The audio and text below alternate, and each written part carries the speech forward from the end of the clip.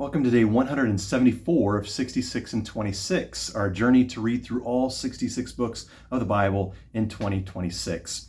We're in 2 Thessalonians today. This is the shortest book that we've read so far, the shortest letter of St. Paul that we've read so far in the New Testament.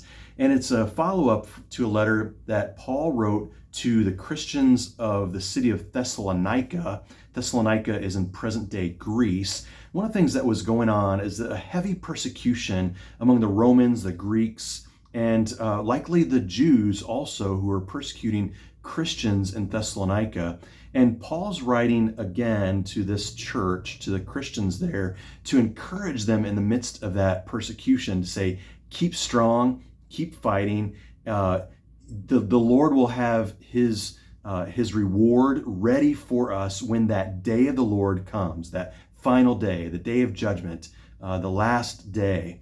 It's called by many different things throughout the Bible, but that last day, judgment day, and that's not something that we should fear. It's actually something that we should embrace and look forward to, that we should eagerly anticipate, because we will be rescued from all the trouble of this life at that moment. There's no judgment for Christians because the judgment has already been laid upon Christ, and so we can have great hope and enthusiasm for that last day, judgment day.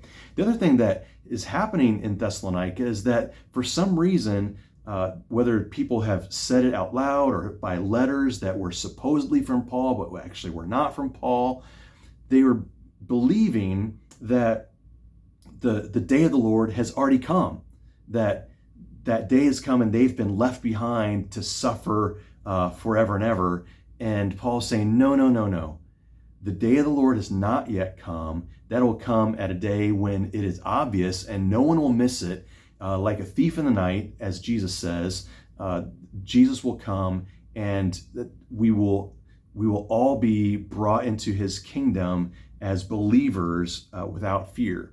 And so he says, stand firm, knowing that day is still ahead. It has not already happened.